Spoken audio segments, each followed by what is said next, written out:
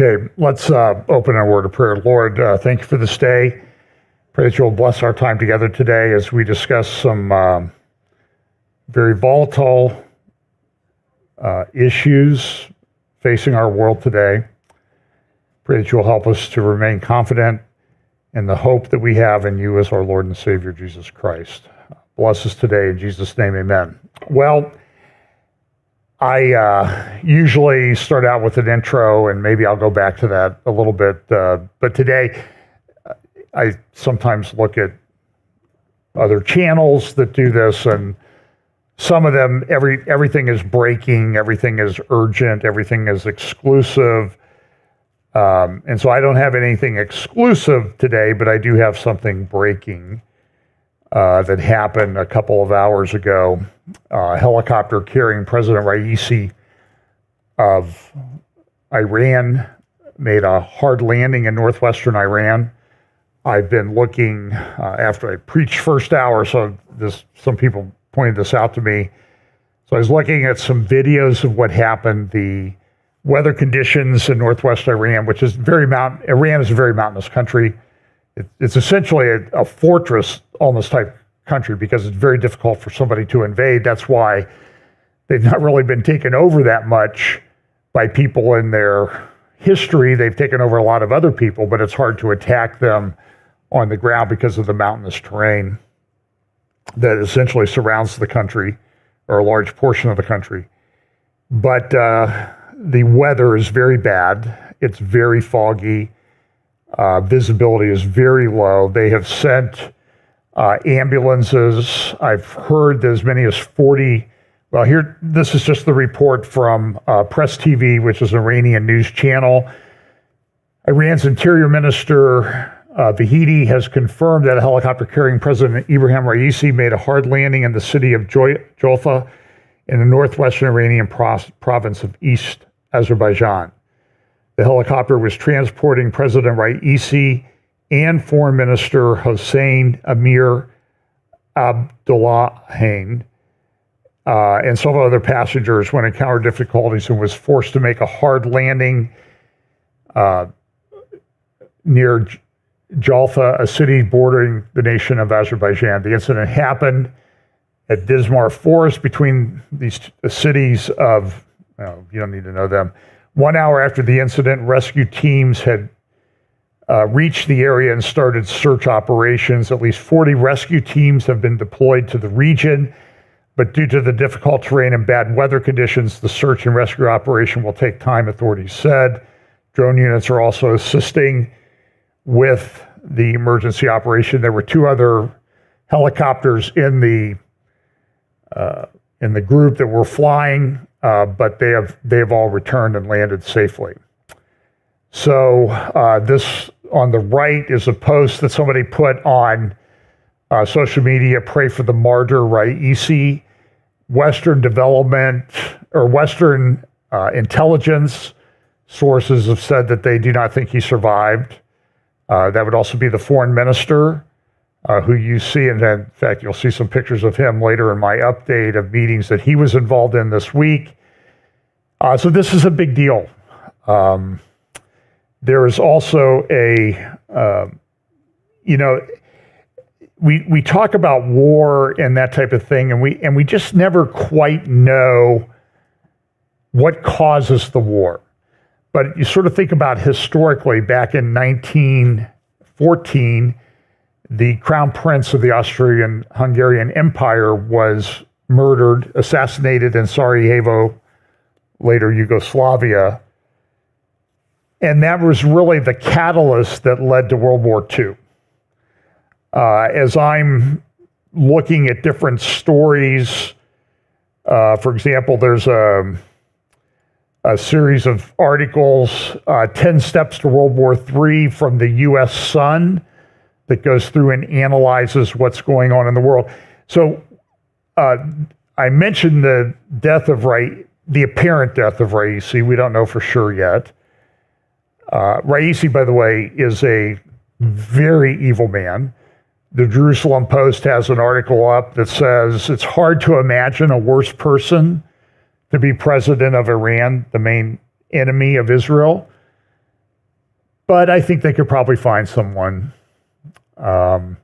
We know from Daniel chapter 10 that there is apparently a demonic entity that's behind Persia, Iran. I think that is operative even today. We've talked about that in recent weeks. When Daniel had a vision, he eventually encountered Michael, and Michael said, "I've been trying to get to you for 3 weeks, but I was resisted by the prince of Persia." It gives you a little bit of some information about the spiritual warfare that goes on, and we talk about that in the context of Ephesians chapter 6. We wrestle not against flesh and blood, but against principalities and powers. And it's a little bit hard to understand, but it appears, that if there is this demonic entity behind Persia, that demonic entity would be a lot worse today than he was at the time of Daniel. He's been able to acquire a lot of knowledge and information in the meantime. And I think that's clear. So we have this incident that led to World War I. Now we have what appears to be the death of Raisi. Somebody just sent me something about President Biden has been summoned to an emergency meeting at the White House. We can only assume that that's the reason for it. And what are the implications? What's going to happen? I mean, the world is in a very volatile circumstances. This week also, this is headlines from newspapers in Slovakia. The prime minister of Slovakia was attacked in an assassination attempt by someone who had a beef. And I don't know why the guy did it. Okay, I haven't seen good information as to why this guy did it, whether he was alone. Of course, immediately everybody says, well, he's a lone wolf. There are some people, the Slovakian prime minister was not a fan of the Ukrainian position. So as people say, no, Ukraine did it. But then he had also come out opposed to this pandemic treaty that the World Health Organization is trying to put in place. So a lot of people would have liked to seen him out of office.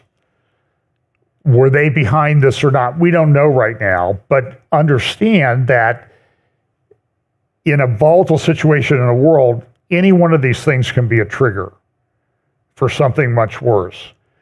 My concern has been, I think that there's been a hope that there could be regime change in Iran and everything would get a lot better between Iran and Israel and other countries in the world, including the United States, who the Iranian government views as the great Satan, Israel being the little Satan.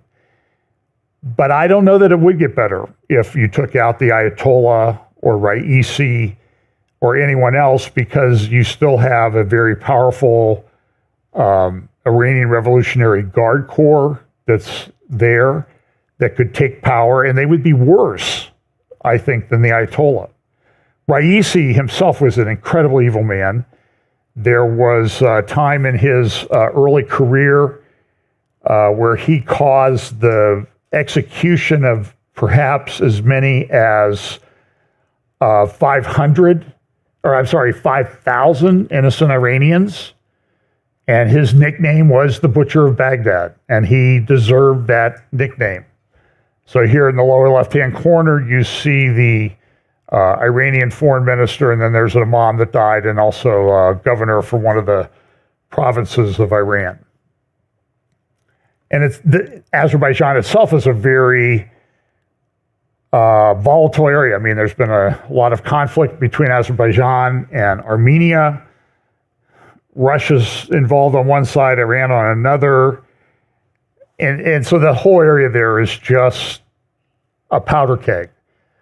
And is this a spark that's going to ignite that powder keg?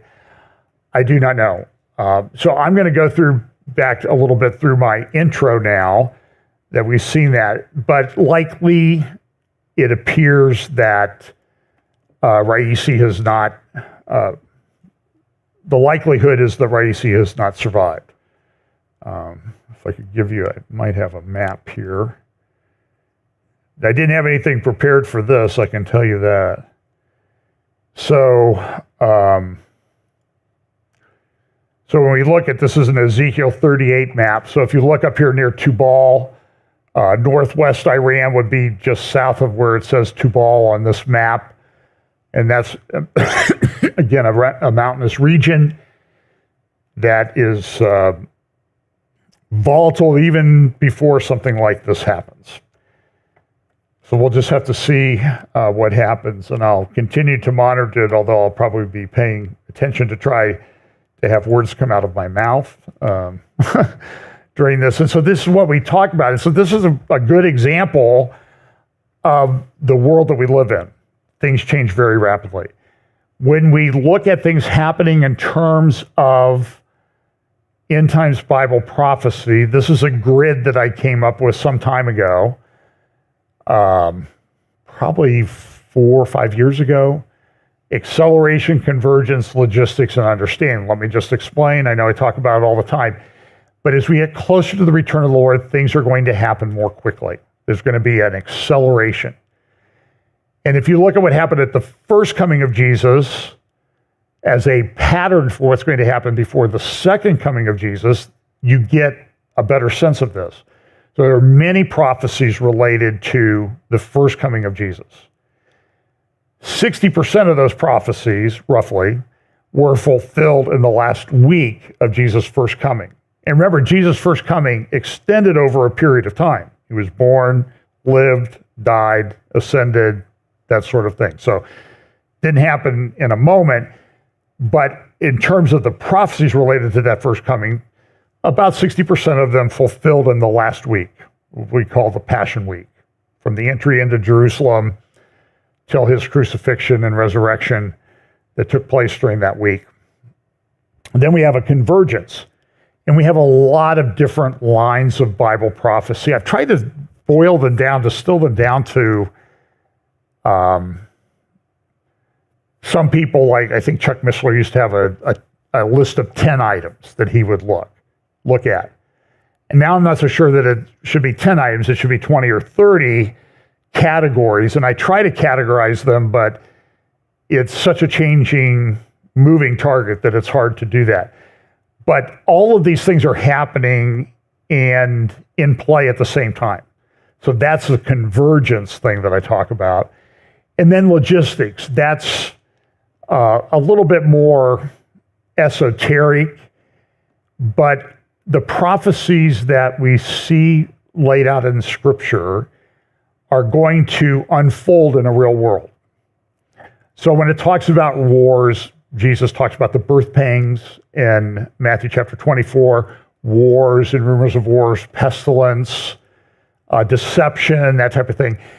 Those things are, they have to have a foundation to them. They have to have something built up.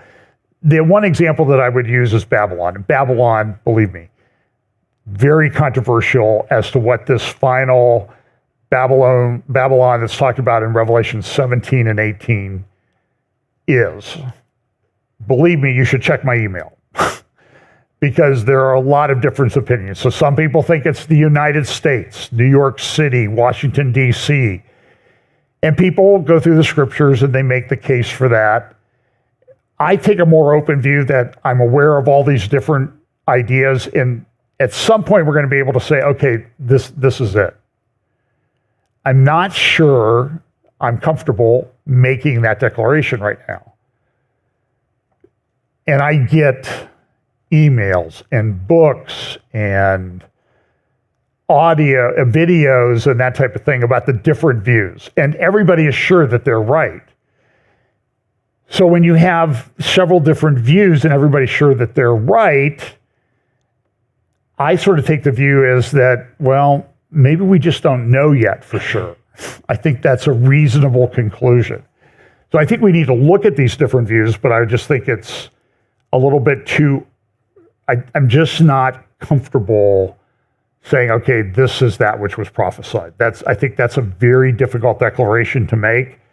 I think that we need to be very careful making such a declaration, because what happens if I get up here and say, the United States is the Babylon, the final prophecy, but we look and this destruction of Babylon appears to occur near the end, Revelation 17 and 18, and the United States is destroyed in a nuclear war now, how do you square those two? Because they seem to be opposed to each other. But, the United States, of course, then some people say, well, the United States is the daughter of Babylon, which you can make the case for that. Then there are some people who think that Babylon could be something like Neom, a to-be-built city or city that's in the process. And so I talked about Neom as a possibility, and now they're saying, well, we're maybe not going to build so much of that. We're going to scale that back.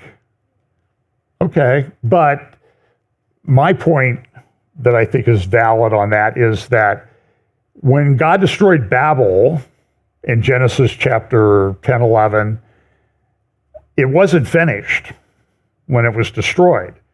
So it could be something that's in the process of being built. And then there is a lot of people that hold the view that Babylon's going to be where Babylon was in Iraq.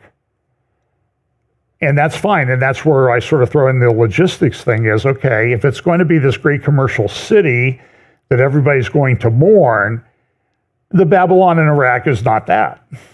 It's just not there yet. Now, there are, Iraq is making contracts with China on gas and oil. They're doing some building down in that particular area. So maybe that's it. Honestly, I don't know. I'll be very honest with you. So it's one of the things I have my United States basket, I have my Iraq basket, and then I have this other basket that I kind of put things in. And then some people say it's Rome, and some people say it's Jerusalem is the final Babylon of Bible prophecy. And people are very passionate about their view on that. I have problems with that view that it's Jerusalem. That's just me. And then understanding, and we have this verse in Daniel that talks about the fact the books are sealed up till the time of the end.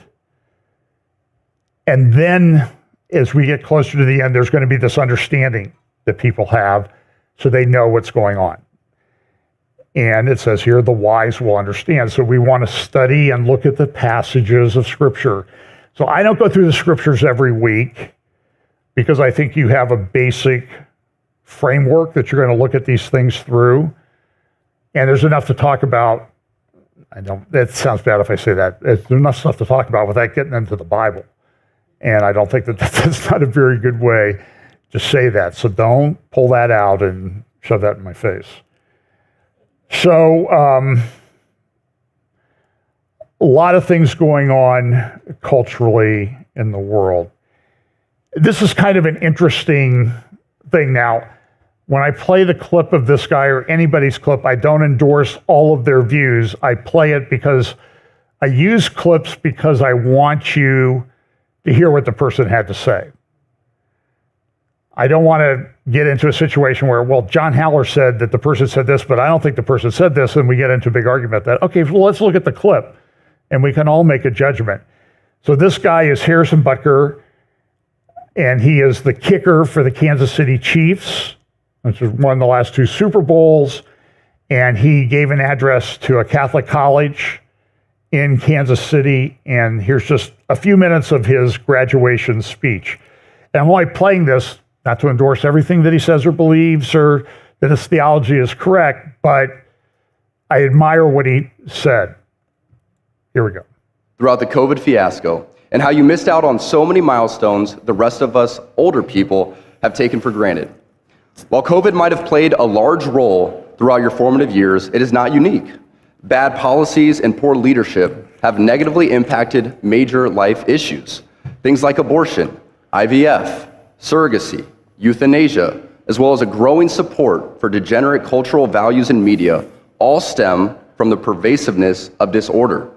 Our own nation is led by a man who publicly and proudly proclaims his Catholic faith, but at the same time is delusional enough to make the sign of the cross during a pro-abortion rally.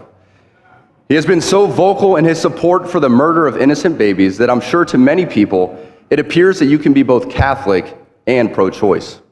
He is not alone. From the man behind the COVID lockdowns to the people pushing dangerous gender ideologies onto the youth of America, They all have a glaring thing in common. They are Catholic. This is an important reminder that being Catholic alone doesn't cut it. These are the sorts of things we are told in polite society to not bring up. You know, the difficult and unpleasant things. But if we are going to be men and women for this time in history, we need to stop pretending that the Church of Nice is a winning proposition. We must always speak and act in charity, but never mistake charity for cowardice. It is safe to say that over the past few years, I've gained quite the reputation for speaking my mind. I never envisioned myself nor wanted to have this sort of a platform, but God has given it to me, so I have no other choice but to embrace it and preach more hard truths about accepting your lane and staying in it. As members of the church founded by Jesus Christ, it is our duty and ultimately privilege to be authentically and unapologetically Catholic. Don't be mistaken, even within the church, people in polite Catholic circles will try to persuade you to remain silent.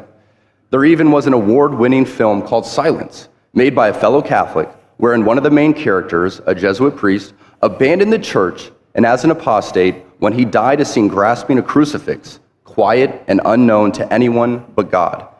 As a friend of Benedictine College, His Excellency Bishop Robert Barron said in his review of the film, "It was exactly what the cultural elite want to see in Christianity: private, hidden away, and harmless." Our Catholic faith has always been countercultural. Our Lord, along with countless followers, were all put to death for their adherence to her teachings. The world around us says that we should keep our beliefs to ourselves whenever they go against the tyranny of diversity, equity, and inclusion. We fear speaking truth because now, unfortunately, truth is in the minority. Congress just passed a bill where stating something as basic as the biblical teaching of who killed Jesus could land you in jail. But make no mistake, before we even attempt to fix any of the issues plaguing society, we must first get our own house in order, and it starts with our leaders. Well, so the response of the city of Kansas City, where the Chiefs play football, said, hey, he doesn't live here. He lives in a suburb. And then they took it down because you should not, they were doxing him so that people would look him up and find him and harass him. And so I don't endorse his views of the Catholic Church and that type of thing. I want that to be clear. And I'm not sure he's correct on his view that the bill that passed the House would put you in jail for saying who killed who or quoting scripture about who put Jesus to death. And I think I've mentioned that in some interviews that I did and that type of thing. I think it's a bad bill. I think it's unconstitutional for a number of reasons, and there's some Supreme Court cases coming that may make it even more so. So in the light of this, in the world, can we agree, I feel like one of my law school professors, can we agree on this, people? We have to be in agreement on this before, are you with me or not? Are we in agreement? The world is in a very volatile condition right now. There are a lot of trigger points, as I mentioned, with the apparent demise of President Raisi of Iran and the foreign minister of Iran. I don't know what that means. Could it calm things down? Yeah. Could it really ratchet things up? I think that's probably more likely because, listen, it's not going to be an accident. It's going to be an incident, you know what I mean? That maybe somebody caused, and there are going to be repercussions to that. But in light of that, this is what one of the lights on Friday afternoon, somebody said at the State Department of the United States, said this is what we need to post. LGBTQI plus persons deserve, I think they left some alphabet letters out of that soup, deserve recognition of their universal human rights and human dignity on IDA Hobbit. No. And every day, the United States stands with LGBTQI plus persons around the world. International Day Against, oh, that's what it is. International Day Against Homophobia, Biphobia, Interphobia, and Transphobia, which was Friday. And I missed it. And it's a volatile world. We saw the northern lights that came through. And a lot of theories about what caused them. I think it was probably something from the sun. The sun sends out a tremendous amount of energy.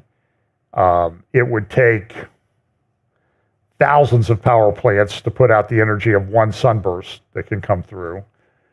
And I just don't think we have those power plants we're already running out of power in the world. Apparently we're running out of it more quickly because I get these notices from AEP that I'm not using too much. I'm not doing a very good job. And there seems to be a lot of incidents involving the power grid. For example, this is a picture of a power grid, fairly famous power grid down in Texas, in the Houston area. That's what it looked like the other day. They had some windstorms, and now it kind of looks like that.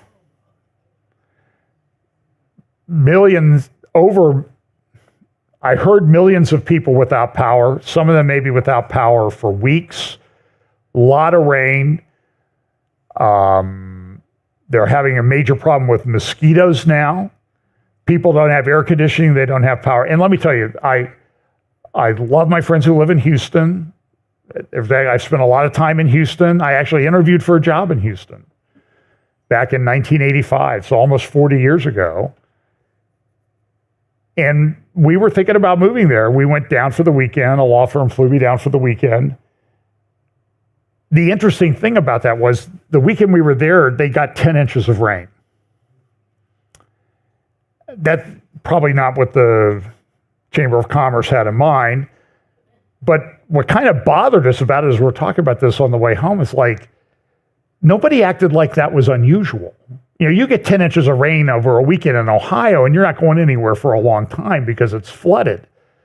And down there, it was just sort of like, well, this happens it's not unusual. I'm like, I don't know if I want to live a place where 10 inches of rain is not unusual. So they're having a lot of trouble with mosquitoes. This is some of the downtown buildings in downtown Houston had the glass blown out.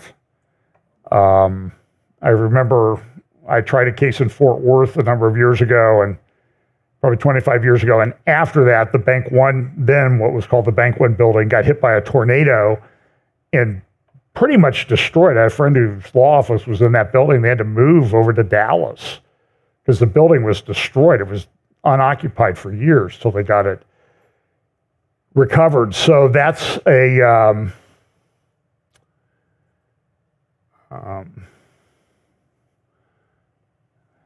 thing. We have water problems. Now, food you can get by without for a while. And I know somebody will say, I could go longer than other people. I'll acknowledge that. I've often joked with my friends, family members who have those 13.1 and 26.2 stickers on the back of their car. You know what that means? That means a half marathon, 13.1 miles, and 26.2. And then I was following some guy, he had 100.8. And I'm like, okay, so look, when the famine comes, make a note of where those people live. And if a famine comes, you know that they're not going to make it because they don't have a reserve. But here, water is even more of an issue because you're not going to survive more than a few days without water. And here, Mexico City, the largest or second largest city on the planet, is having water problems. The reservoirs drying up, wells are drying up, people don't have the water. And so when you have a city of, 30 million people, and you don't have water, you have potential problems. Another country that has massive water problems is Iran. Their reservoirs are dried up. There are inland, I can't remember the name of the sea. What's the name of the sea that used to be in Central Asia? That's pretty much gone because of drought. This is happening everywhere. The most water-challenged country on the planet, by the way, is Jordan, which does play into Bible prophecy. You know, Ammon, Moab, and Edom is talked about. So that's another thing that we should pay attention to, is these natural disasters that are coming about. And some will say, well, they're not natural, they're all man-made. I don't think they're all man-made, but some of them may be. And there does seem to be this issue right now of running out of resources. We have power grid problems. We have lack of resources. We have inability to get the resources from one place to another. And some of that is man-made and man-caused. And when you look at it, it's sort of like, why are they doing that? It's almost like they don't want us around, is a logical conclusion to this. And that may very well be the case. Then you have technology. This is a South Korea, a drone show. Now, it's pretty, it's cute, it's interesting. Ooh, look what they're able to do with drones. But understand that if you can do that for a show, you can do that for a military purpose. That's what you ought to apply. In fact, this is Joe Allen tweeted this the other day about, reminds me of locusts with faces like men and tails like scorpions. 我中国人民解放军有足够的力量 Those are drones. 扫除一切障碍。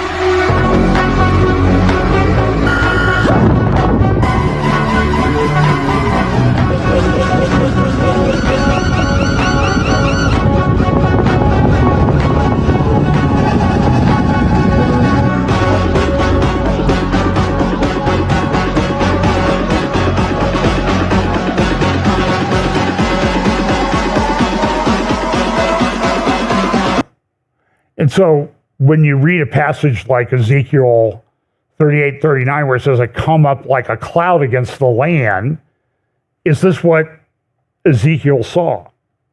Could be.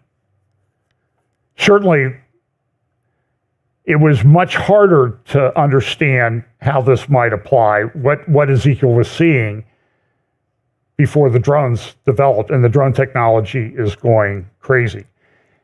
There's also a lot going about. This was a conference in Riyadh, Saudi Arabia this week. Cash-based society hampers fight against financial crime. Experts at Forum in Riyadh call for financial inclusion to encouraging opening of bank accounts. Law enforcement needs to build capacity to be faster than criminals. So there's this war going on, and the thing you should take away with it is they're trying to mess with the financial system, trying to take control of the financial system to control people. And when you read Revelation 13, when it talks about this person who comes at the end who controls the financial system, you cannot buy or sell without a mark in the hand or forehead. That's kind of interesting. And then this is an article from Financial Times. Can banks really fix the climate crisis? There's lukewarm evidence so far. So first of all, the question would be, is there really a climate crisis? I saw sometimes comedians are pretty wise. And what they say, because what they say is truth, it stands in such contrast to what people in charge actually believe and do. It's funny in a way. It's tragic and concerning in a lot of other ways. And one of this comedians said, well, you know, I noticed in my life, he's like 80 years old, he goes, that every summer it got warmer. And every winter it got colder. And then summer came again and it got warmer, and the world didn't end. So, you know, there's all these people, and they're using it to cause a crisis so they can go around and control everything. And banks are doing this. I mean, like I said, I get notices from our electricity provider, hey, you're using more than your neighbors. Can we help you cut back? Well, I'm buying power from you. What do you care? I mean, why are you so concerned about it? Plus, I'm semi-retired. We're home. We're going to use more because we're home all the time, right? We have neighbors around us. We've lived there 4 years. I've seen them like 2 times. And I drive by their house 4 times, 5 times a day. You would think that I would see them. And so every now and then I'll come home and say, hey, you know that house that's our backyard's almost touched? Saw somebody there today, because it's a big deal. And amazing, I saw somebody cutting the grass there yesterday when I came home from golf. So that's okay. Now we talk about lawlessness in the last days. This is from the Times of London. Bail hearings delayed as prisons run out of cells. There seems to be more people in jail. That kind of brings up the thought I remember about the headlines in the Los Angeles Times. Increased prison population, a concern in light of falling crime rates. Maybe those are connected, the editorial board of LA Times. Did you ever consider that the falling crime rates might be related to an increased prison population? Like, because you put the criminals in jail so they can't do things. But that never occurs to these people.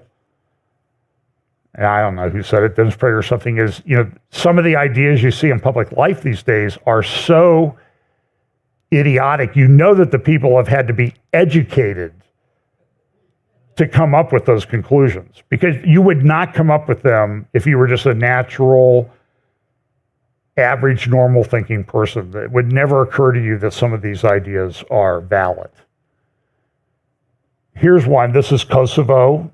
Flirts with same-sex marriage. Now I point that out because a conservative, I think, Islamic country, Muslim country, and they're considering this. So apparently there are even apostate Muslims.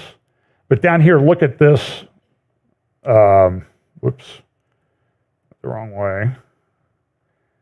There's this rock star, Pristina's young people, I guess that's her fans, define themselves by the British Albanian pop star Dua Lipa. Oh, I guess Pristina, that's the pride group. By the British Albanian pop star Dua Lipa rather than the warlords of the conflict era.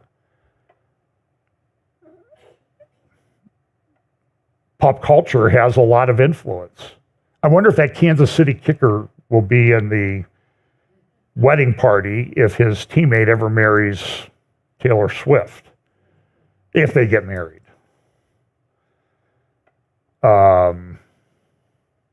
Okay, so we're going to look at the Middle East now. This is related. Secret Hamas papers reveal Hamas plan to set up base in Turkey. So Turkey's very tied into Hamas. Turkey is clearly a player in the end times, and I put up that graphic many times about that looks like a version of Ezekiel 38 map that a lot of my friends use at Bible prophecy conferences when they talk about Ezekiel 38. I'm like, well, just go to Erdogan's, one of his newspapers that supports him. They've got a graphic that's better than anything you've put up. And that's not a slam against them. It's just that, why don't you just go to the source when you see that? And so they're now coming out that 1,000 injured Hamas from the war in Gaza have been treated in hospitals in Turkey. Now, how's that possible? Israel's invading, and we can't get in, we can't get food in. But 1,000 Hamas fighters have left Gaza and gone to Turkey to get rehabilitated in hospitals. It seems that something's going on, right? That leads to a lot of questions. Look what this article says. The printed document headed "Founding a Base in Turkey" was found in the home of Hamza Abu Shanab, a chief of staff to Yinar Sinwar, Hamas's leader in Gaza, the Israelis claim. It describes efforts by Israel to clamp down on the Gaza Strip over the past decade that have put Hamas on the defensive. As a result, according to the plan's unnamed author, there's no choice but to act with major effort to establish military hubs which will be the base for special operations that can strengthen the forces of resistance militarily, diplomatically, and morally. Interesting, they use the term moral and diplomatic. October 7th, nothing diplomatic or moral about October 7th.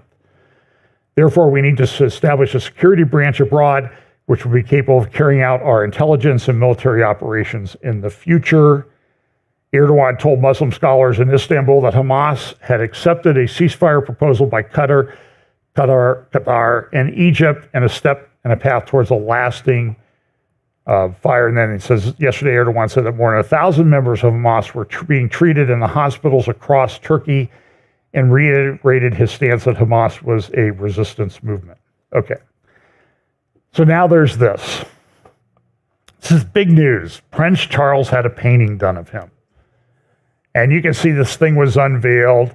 Here's a little video of it being unveiled, and it's sort of like it scared him even, I think, or repulsed him. And it's like, what is up with this thing? This is a hideous painting. Now, there are some in the Bible prophecy community that think that King Charles is the Antichrist. They look at his heraldry, his name. Supposedly, if you do the value numbers, I'm told, I haven't figured it out, that totals up to 666 in 3 different languages. And somebody just told me that last night. And so it's not a view that I hold, but we don't know yet. Let's be honest. We don't know yet. And it's kind of interesting because what are the prominent features that you see in that painting? Well, there's 3 that you see. You see the hand and the forehead, right? Does that bring to mind any scriptures? And then on his right shoulder is by the way, it's his right hand that's there. There's a butterfly. Now, if you look, I didn't pull the graphics out. He's started these organizations. One is called Terra Carta, to take care of the earth. And it seems that, this guy has kind of a big idea of himself. I'm taking care of the earth, so I'm going to start an organization. Here I am in London, where there's residents. In fact, somebody tried to destroy it last week, some protesters. The Magna Carta, one of the great documents of Western civilization and freedom and that sort of thing, at least foundational. And I've seen it at the British Library. He starts an organization called Terra Carta. Now that seems to be someone who's pretty impressed with himself. So there's this organization, and they sustainable-markets.org, I think is their websites, and they're tied into the climate change, and we're going to control everything, and you need to stop eating meat and all of these things. Or at least let us develop genetically modified cows that don't burp or expel gas from the other end. And we're going to fly around in our private jets to tell you that how much carbon you're putting into the atmosphere by eating a steak. But so here, as one person said, it looks like a sea of blood, or it looks like the flames of hell. I mean, that's how people look at it. So here's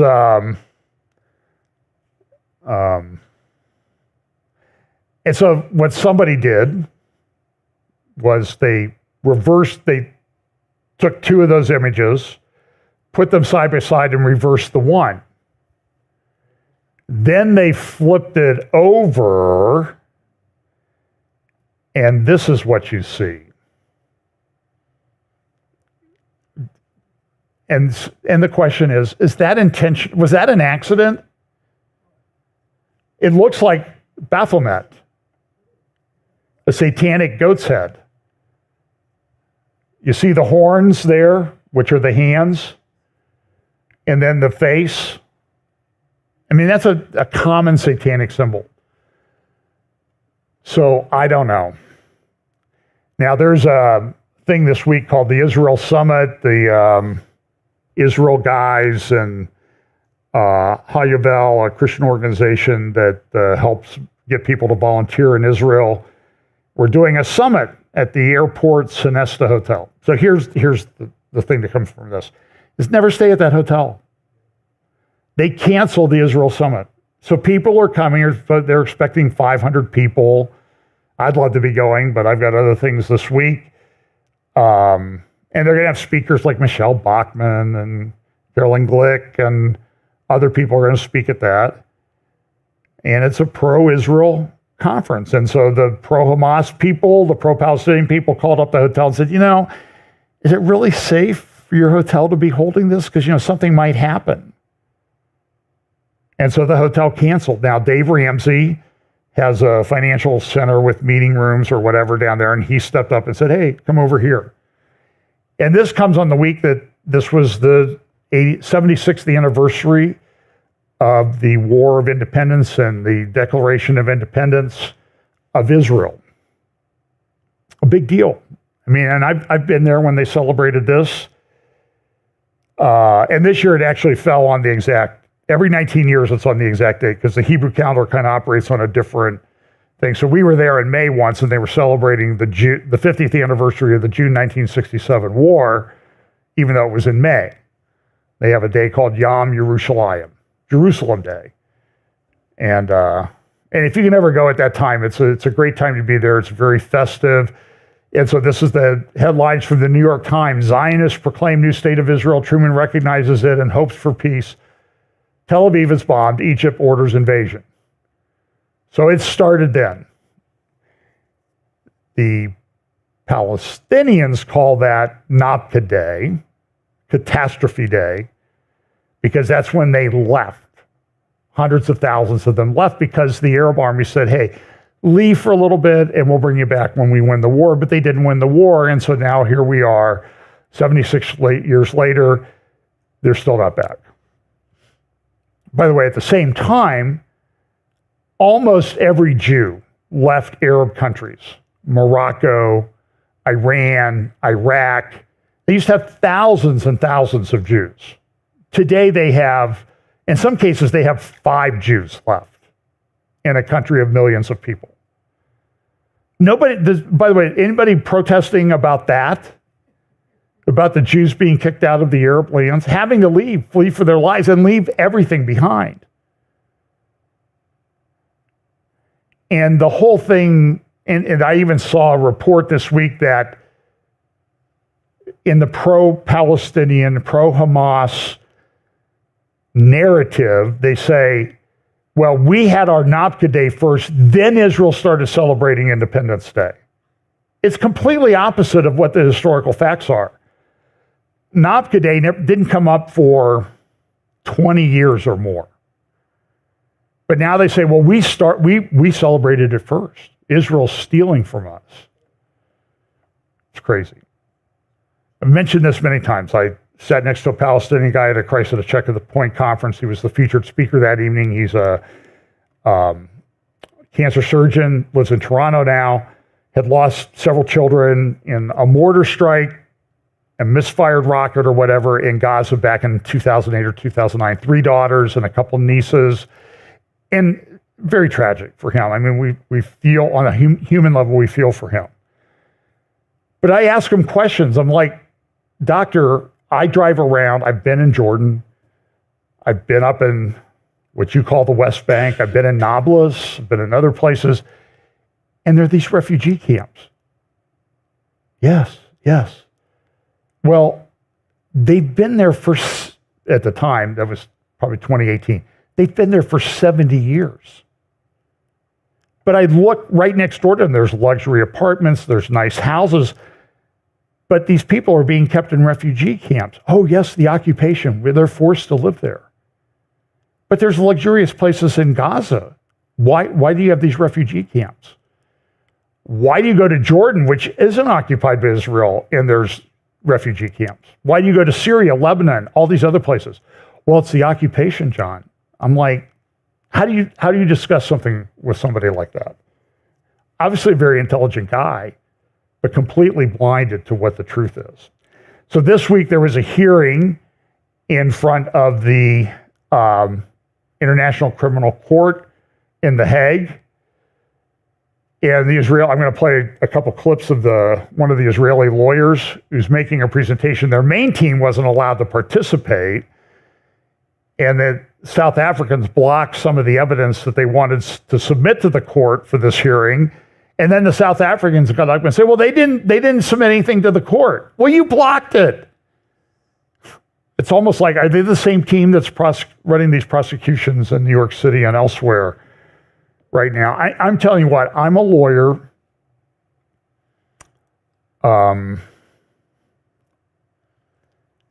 We are seeing a complete breakdown in our judicial system with these prosecutions. And I would say in Israel, the prosecutions against Netanyahu, I would put into the same category. By the way, it's what year is it? 2024, right? When did Netanyahu get indicted? 2019.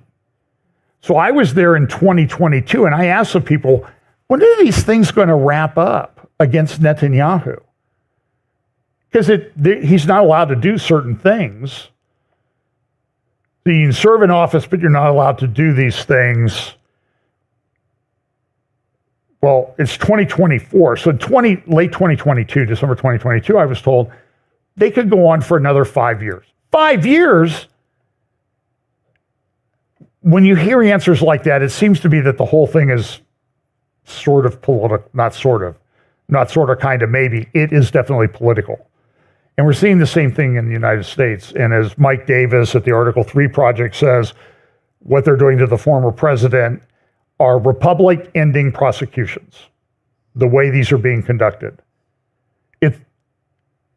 It's shocking to me as someone who, was careful. I follow rules of procedure and that sort of thing. So in the secret documents case down in Florida, I think there's very good evidence that the prosecution tampered with the evidence and handled them in a manner that they're accusing former President Trump of doing.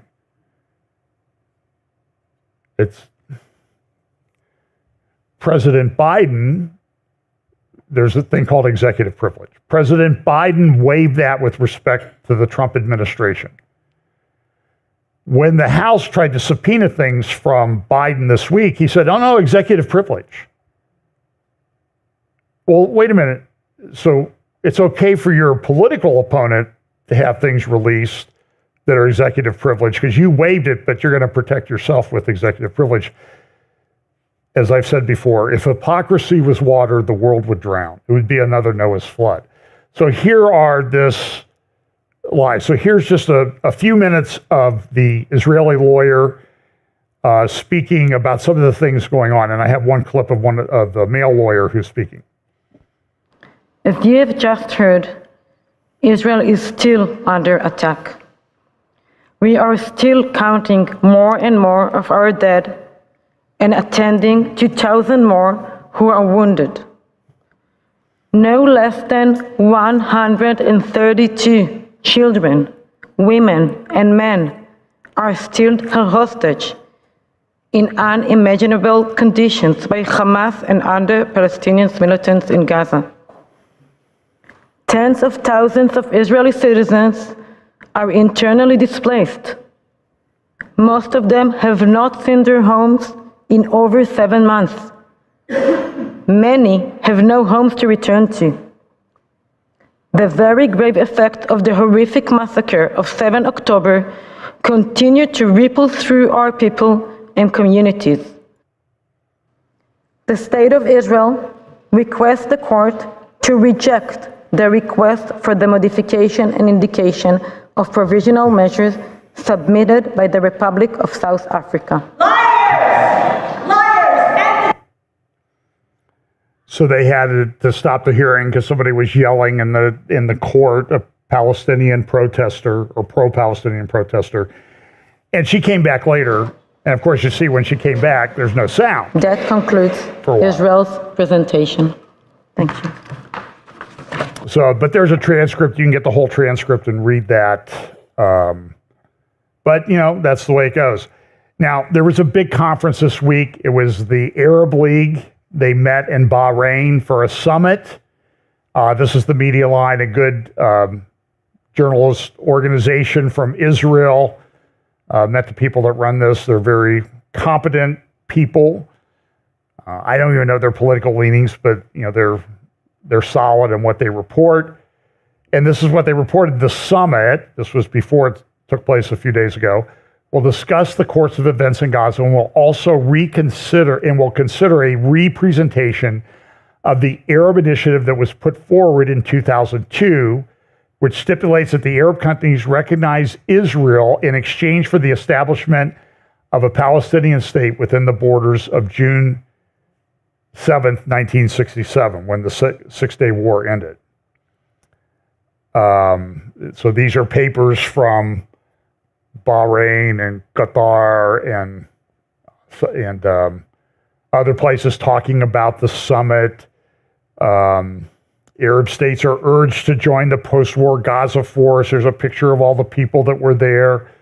The Arab leaders, Mahmoud Abbas, King Abdullah II of Jordan, Crown Prince Mohammed bin Salman Al Sisi of France, the head of the United Arab Emirates portion, the Dubai portion of the United Arab Emirates, and other Arab leaders were there to discuss this. Now, so there's a lot that can be said about this. So this is from I-24 News. A coalition of moderate Arab countries has put forward a comprehensive roadmap aimed at achieving the establishment of a Palestinian state within 3 years. The proposal, endorsed by about 60 senior officials from participating nations during a conference in Saudi Arabia, calls on the United States to lead an effort in outlining a clear path towards Palestinian statehood. Central to the plan is the restoration of Palestinian authority over the Gaza Strip, accompanied by significant reforms within Palestinian government structures. The roadmap also includes key provisions such as the withdrawal of Israeli defense forces from Gaza, cessation of Israeli military activities in Palestinian territories, and the establishment of essential infrastructure like airports with control of border crossings transferred to Palestinian Authority forces. Now, does this really sound like something that Israel's going to accept right now? Well, I don't know. Maybe they are. So King Abdullah was there. And of course, he's been a big supporter of the Palestinian rights. His wife is Palestinian. There's the United Arab Emirates delegation. Here's Crown Prince Mohammed bin Salman. So this is what a right to define the future Arab League calls for: UN mission, UN military force, peacekeeping force in the Palestinian territories. And I'm sure they'll do just as good a job as they've done in southern Lebanon to enforce UN Resolution 1701, which says Hezbollah should not have any military activity in southern Lebanon and south of the Litani River. That's really worked out well, hasn't it? I've often said, if you hear, by the way, this is just sort of,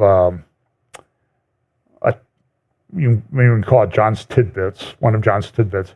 If you hear that the Palestinian or the UN peacekeeping force is coming to a neighborhood near you, lock up your women and children, because sexual abuse seems to follow them wherever they go. And they've been tried. So here's and so they came out with a Bahrain Declaration. You can look it up online. Just look up for Bahrain Declaration, and it will tell you, and it's a very long document, probably 10 pages. I won't go through it because I go long enough anyway as it is without reading all that stuff. But if you go to thenationalnews.com and look for the Bahrain Declaration, you will find that document if you want to spend a little time this afternoon reading it. That's up to you. And this is kind of interesting. This is in the Jerusalem Post magazine this week. And I only put this forward because they looked at, okay, like what's in the Arab media? They have a section in the Jerusalem Post magazine. And it said this: the wider Middle East craves what? Peace and stability, peace and security, peace and safety. That sort of rings this. This was in the Tehran Times, the foreign minister who may no longer be with us there, second from the right. Iran embraces Arabs. So, everybody's concerned about, well, what's Iran going to do? These are articles, like New York Times, Israeli officials weigh sharing power with Arab states of post-war Gaza. This is Al Akhbar newspaper in Lebanon. This is a Hezbollah newspaper, and you can see the imagery that they put in front of people all the time. Let Gaza live, and they're walking through a pool of blood. And so there are these. What are we going to do with Gaza? This is a big issue. And look, a lot of Gaza has been reduced to rubble, but I saw articles today about how the post-war, even in the rubble, the economy seems to be booming. And Israel's going into Rafah. They've been doing this.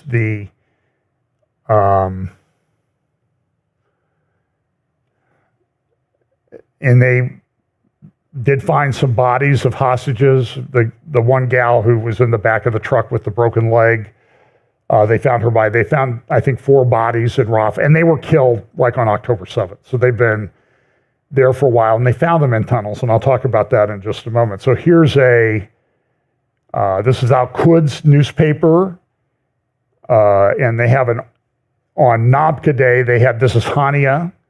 He's the political leader of Hamas. He lives in Qatar. I always say, I'm not sure how to say it. You know what I'm talking about. That rich place on the Persian Gulf that sponsors Hamas, and everybody acts like they're our friends. And so what he said was, any effort agreement must ensure a permanent ceasefire, complete withdrawal from the entire Gaza Strip, a genuine prisoner exchange deal, the return of the displaced, reconstruction, and lifting the blockade. By the way, he's worth about $4 billion. And you can tell he has to have that beard done every day by a barber. I mean, he's really suffering. Now, here's the situation. So this is the Tehran Times posting. There's a war in the war cabinet. So that's Gallant in the middle, Netanyahu to the left, Halevi to the right. And they're in a dispute right now. So there was a coalition put together. Gallant was brought into the war. He's the defense minister. He's in the war cabinet. Benny Gantz and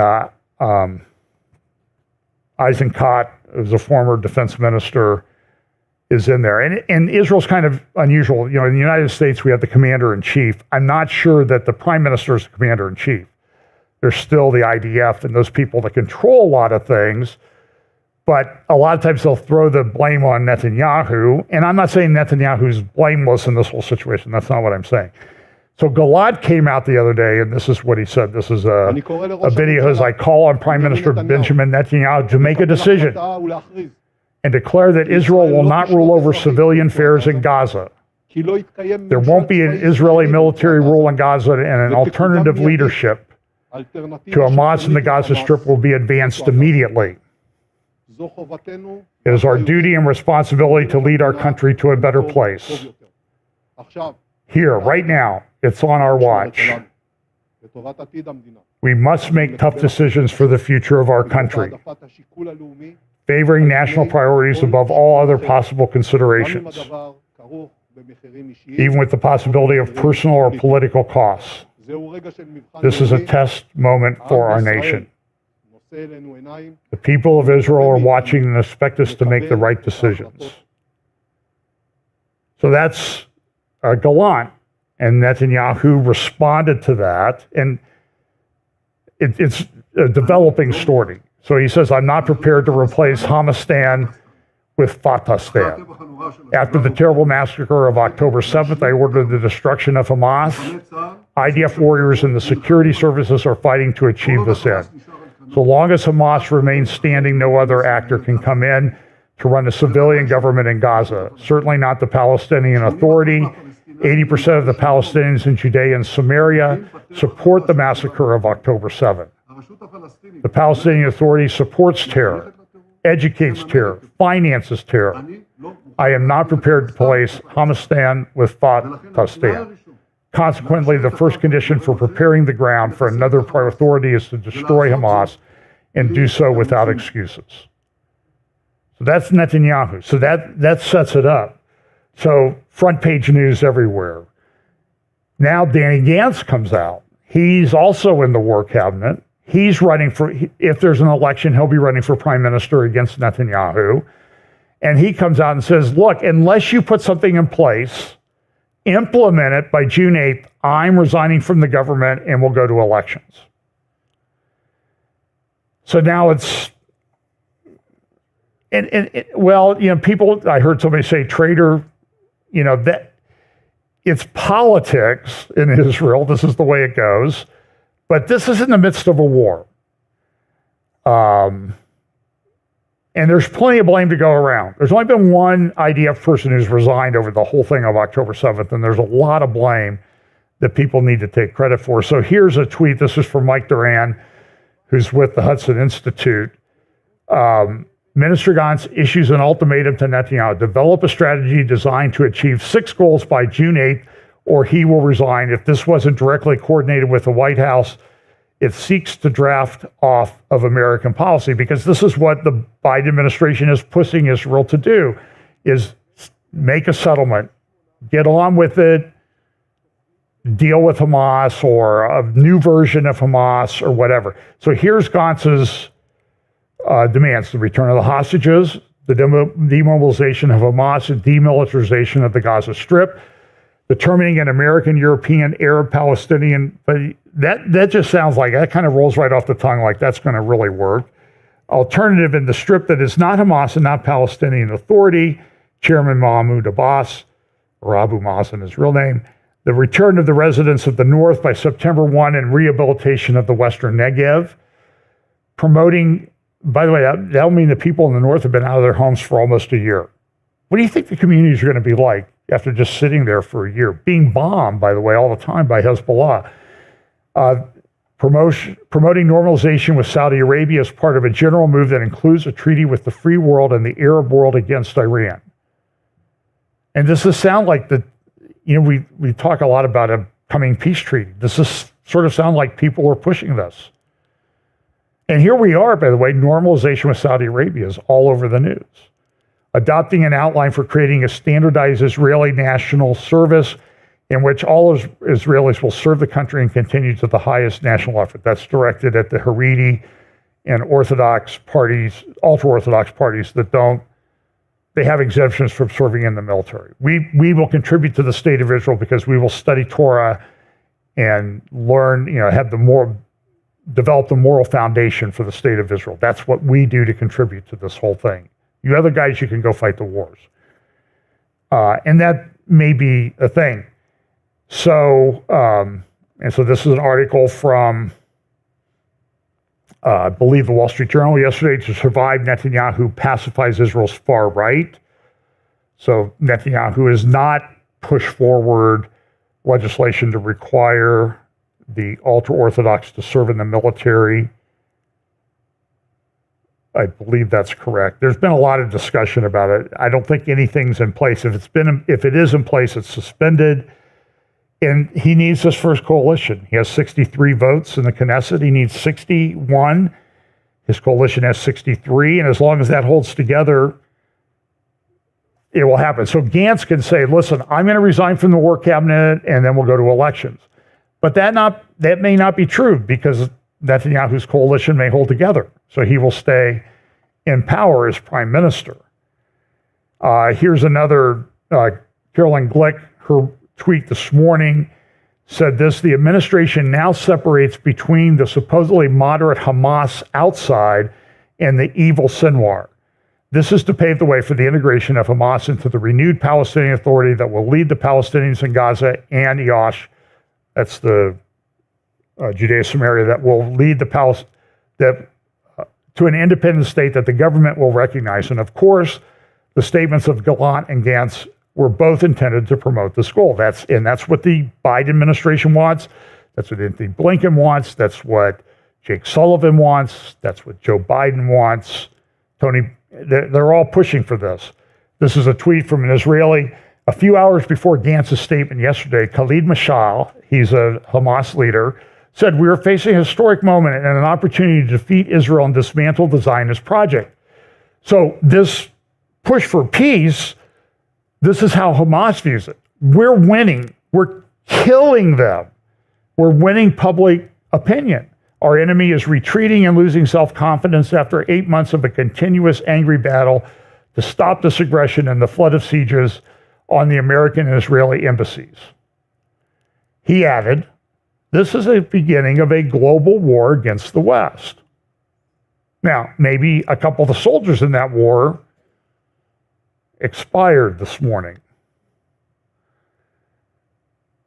The question asked is how generals in the past and present whose lives are dedicated or should be dedicated, talking about Gallant and Gantz, who was head of the Israeli Defense Force, or should be dedicated to defeating the enemy, are busy with political fantasies instead of worrying from morning to night about destroying the enemy.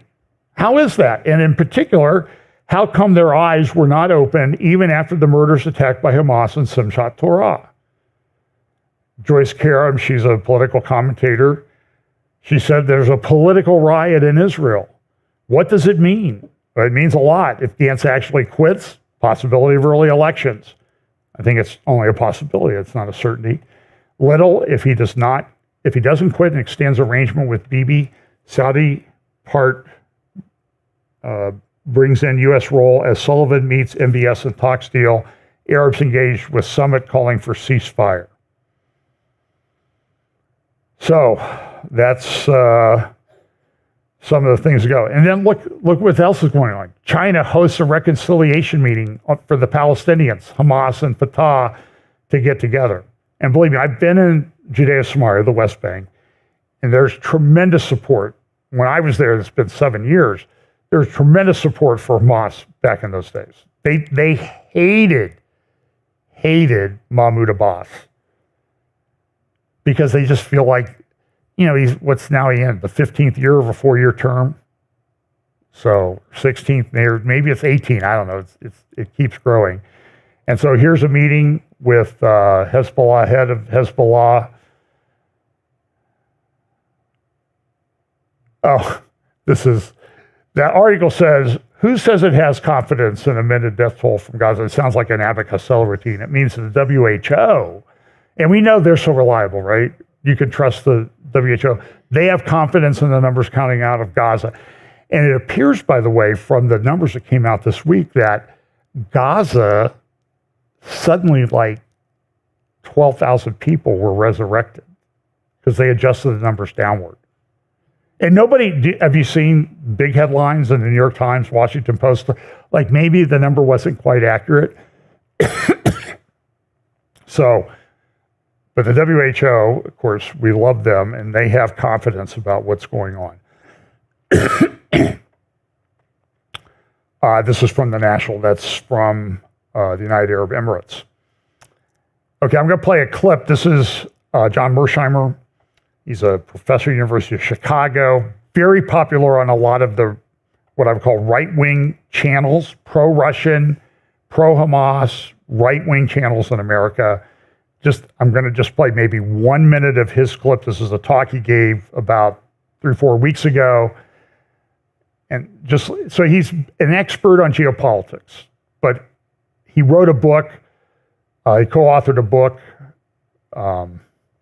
with Stephen Walt called The Israel Lobby, about how Israel controls American politics through its lobby. So here he is in a speech. Listen to what he says. Israel is the big loser. Israel is in really serious trouble today, and there's little hope of getting away from that moving forward. Second, that the Americans are also losers, although they do not lose as big as Israel does. And the winners, not in any decisive way, but the winners are the Iranians. Israel today is what I would call Greater Israel. Israel controls everything between the river and the sea. And of course, that phrase is usually associated with Hamas. And what Hamas wants is to control everything between the river and the sea, just like Israel does. And the end result is that what you have today is a Greater Israel. And that Greater Israel includes what's called Green Line Israel. That was Israel before the 1967 war, plus Gaza, plus the West Bank. Okay, so there are those. Okay, I really will be honest with you. I detest this man. He is historically wrong on a lot of issues. He does, and by the way, for that man to stand in front of an organization, I think it was in London, at a think tank, and say, well, Hamas just wants to control things like Israel wants to control things. That is an abject lie or a completely ignorant, moronic statement, Dr. Mersheimer. I'm sorry. Hamas does not want to control things the way Israel controls things. They want no Jews. Israel's lived with Arabs for a long time. But look, there's a push by people on the right. They want to resettle Gaza. And we can argue about whether they're right on that or not. But let me just ask the question. If it was only Jews living in Gaza, would it be a better place? Honestly. So here's Washington Post this morning about the going into Rafah. This has really upset President Biden or whoever is calling this. But they say, oh, you're going to go in, you're going to kill all those people who evacuated to Rafah, right? So look at this. So this is what Rafah looked like with refugee camps on May 5th. Israel said, you guys need to leave because we're going to do an operation in Rafah. So here's what the camps look like, a satellite of the same camps 2 days later. Now, wait a minute. Biden, Jake Sullivan, Tony Blinken, they all said, that's impossible. That will never be able to happen. So we had a miracle. Maybe they were all raptured. I don't know. And I see that is a very bad joke, by the way. But look, they're all gone, right? So, by the way, here's a picture of the Rafah crossing. Look at that border wall. Double wall, moat, guard towers, all of this. That's Egypt's border wall with Gaza. It's not Israel's border wall. It's Egypt, Arab, Muslim. By the way, how many have evacuated aside from Hamas leadership? 0. How many have they taken in? 0. How many has Jordan taken in? 0. How many is Lebanon, Syria, Iraq taken in? 0.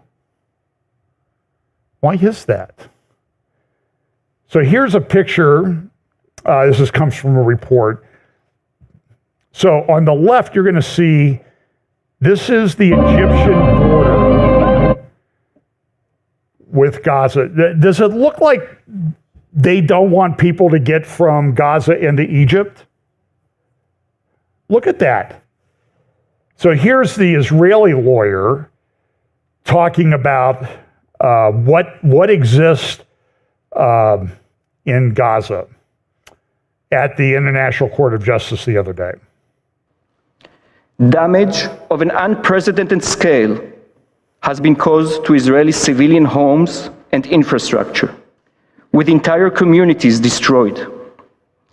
Approximately 60,000 residents of towns in southern Israel remain displaced from their homes 7 months on.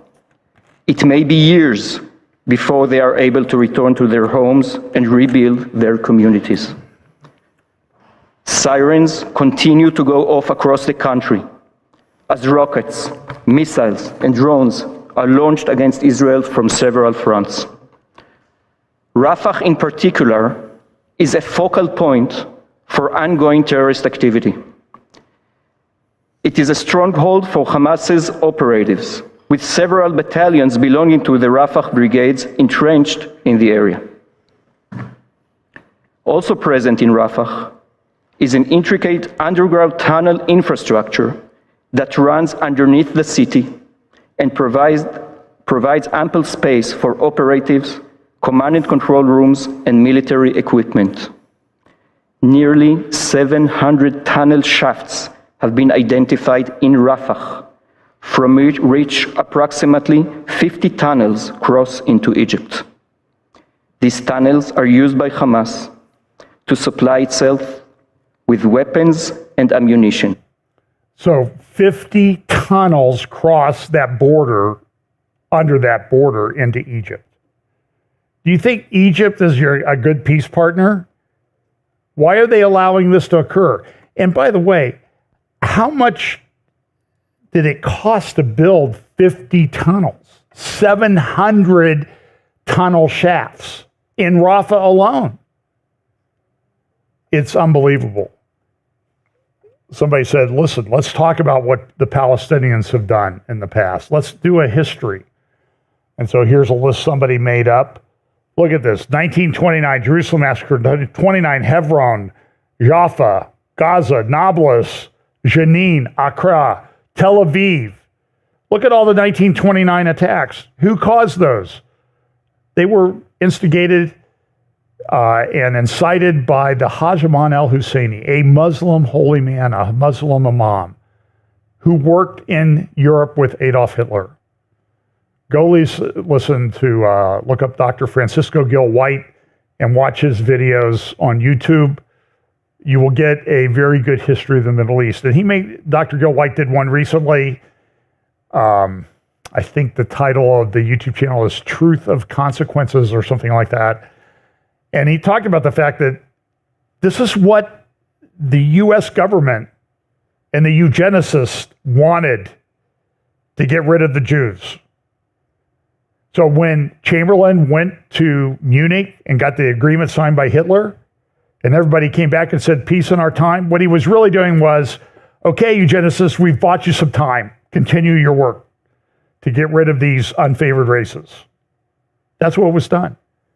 And the US government has pushed this through all of our administrations, favoring Iran.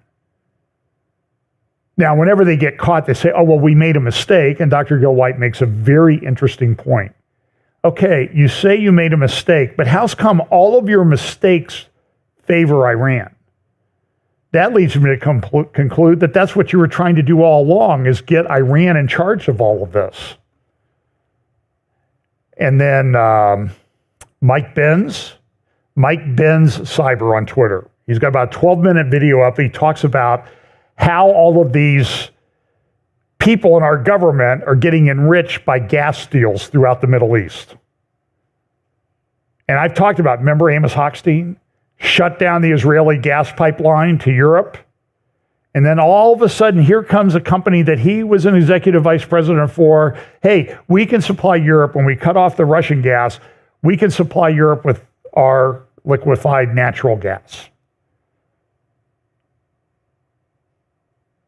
And he did that gas deal with Lebanon.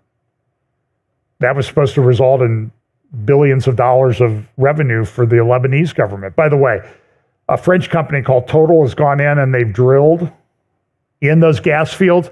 So Israel's got this really productive gas fields in the Eastern Mediterranean. Right across this fake Lebanon border that Amos Hochstein negotiated with the Lebanese government is Lebanese gas fields, and they've been drilling in those blocks right next to the Israeli productive blocks. And guess what's happening? All they're getting is water and sand.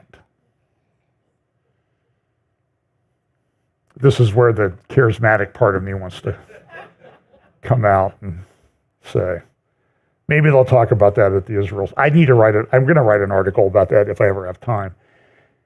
So here's the Palestinians, and it talks about they entered Lebanon, they entered Jordan, they entered Syria, they entered Egypt, and nobody wants them. They want them trapped in Israel. By the way, this is from 2004, Jerusalem Post. IDF mauls a moat on the Gaza border.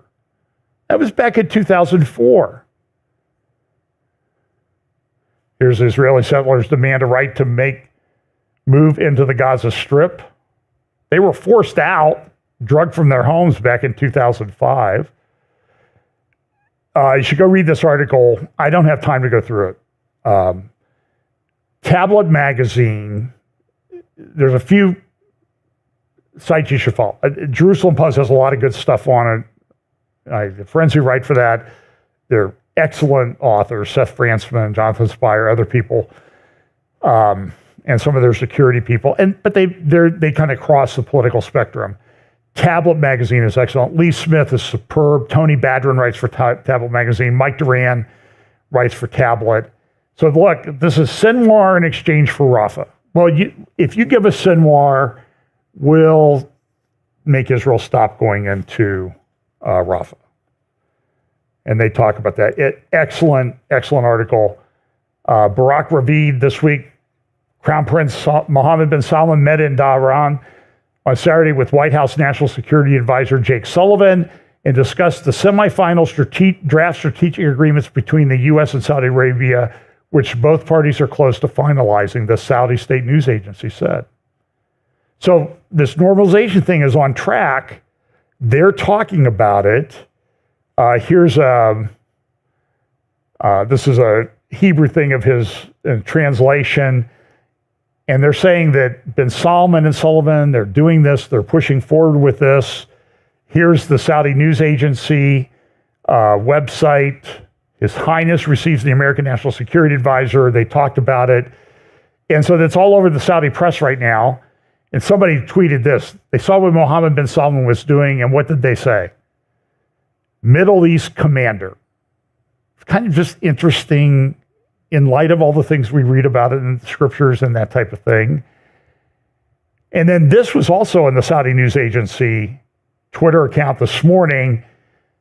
King Salman is hospitalized. Now they're saying it's for medical treatment, but then there are people offering prayers for him. So he may be having a health crisis right now. We're not sure. They're play it close to the vest, but he's in his 80s. And I'm just telling you that things regarding Israel and Saudi Arabia will change when he passes away. Because Mohammed bin Salman may have a very different view of how these things should be put out. So this is back to the article by Lee Smith. Talks about the U.S. We must have known about all this. We didn't warn Israel. Why are we hiding this? And now the United States has come out and said, well, look, if you don't go into Rafah, we'll tell you where Sinwar is. Well, wait a minute. There are 5 Americans being held hostage, or their bodies. And our government is saying we'll give the people fighting to free them information to help them if they do something we want politically. Some political analysts in the United States say there really is a two-state solution in play. The 2 states are Michigan and Minnesota. I think that's probably right. So go read that. And then Tony Badron interviewed some guys after Gaza. And then Mike Duran also has a great article, The Gates of Gaza.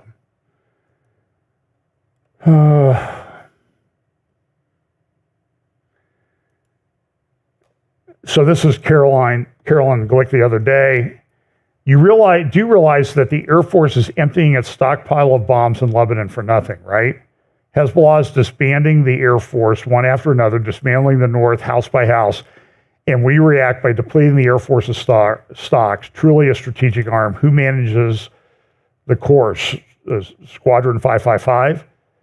And so Hezbollah has been launching rockets into Israel across the northern border. There were I believe some soldiers killed near Sheva Farms, which is in the area of Tel Dan, Caesarea Philippi. That's Sheva Farms right there. And by the way, this is the Litani River. So Hezbollah is not supposed to do anything there, and they do everything there that they want. And so this is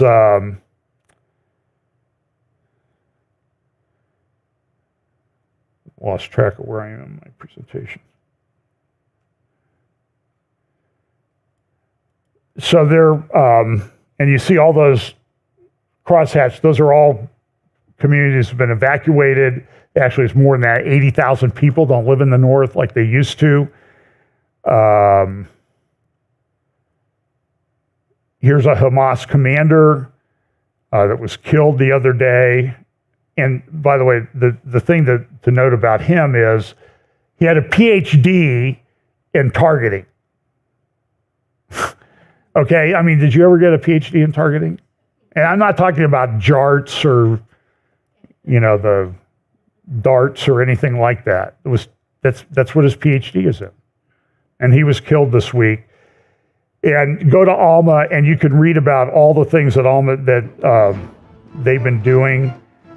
And so they were targeting things. This is an Alma pulled out. These are videos. These are off Al-Manar website, ALM-MANAR. It's a Hezbollah website, and you can see they have these. You can see how they've hidden these launchers and that type of thing under netting. Where is that? Here we go. And so they have them staged, they're camouflaged, and then they're able to launch them very quickly. And in the one video that they did, they kind of showed that where are they getting this stuff? And they're getting it from Iran. And so here is this was an attack on an airship that Israel used. That's Hezbollah, and they post this stuff openly now. And then there's this targeting video, and what they did was they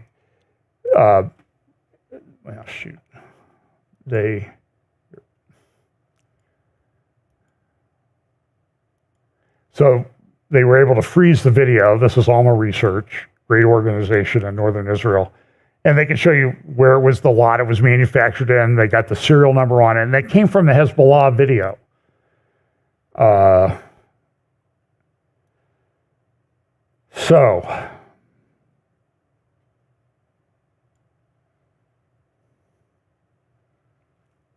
I don't even, economic friendship rattling the world. China and Russia are closer than ever. They're also trying to undermine the U.S. dollar and get around that. I'll talk more about that at a later time. It's a very significant thing that's going on. And, again, I mentioned this article from the U.S. Sun about 10 steps to World War III, and you should go look that up. I think it's a pretty good analysis about how could all of this go into World War III.